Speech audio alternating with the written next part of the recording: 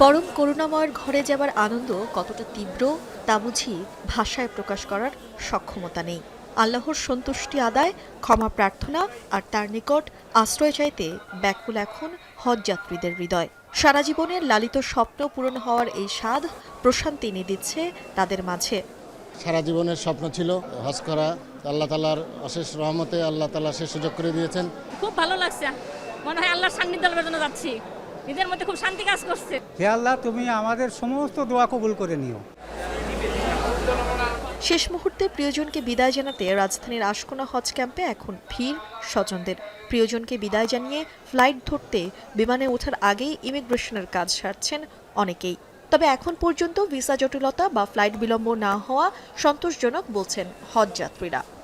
এত ব্যানারের ভিড়ে, ফেস্টুনের ভিড়ে ওই নারীর ওয়াশরুম খুঁজতে তার অনেক সময় লেগে যায়। 2.5 লাখ থেকে 3 লাখ করলে সবচেয়ে সহনীয় পড়ে যাবে এবং আমাদের দেশের সর্বস্তরের লোকরা হজে যেতে পারবেন। কোনো ভয় কাজ করছে না, কারণ যাচ্ছি তো আল্লাহর কাছে, আসছি আল্লাহর ইচ্ছায়, যেতে হবে আল্লাহর ইচ্ছায়।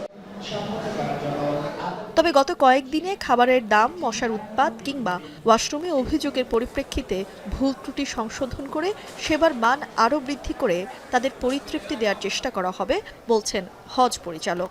মাননীয় প্রধানমন্ত্রী মহোদয় একটা নির্দেশনা প্রদান করেছেন যে হজযাত্রীদের সেবার মানটাকে এমন একটা জায়গায় নিয়ে যেতে হবে যেন হজযাত্রীগণ পরিতৃপ্ত অবস্থায় আমাদের জন্য দোয়া করেন।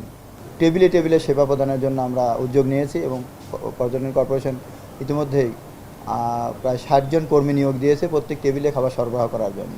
হজযাত্রার চতুর্থ দিনে 13টি ফ্লাইটে হজযাত্রী মোট 5233 জন। গত 3 দিনে 46টি ফ্লাইটে সৌদি আরব পৌঁছেছেন 18,489 জন যাত্রী। তানজিলা খান মিম, এখন, ঢাকা।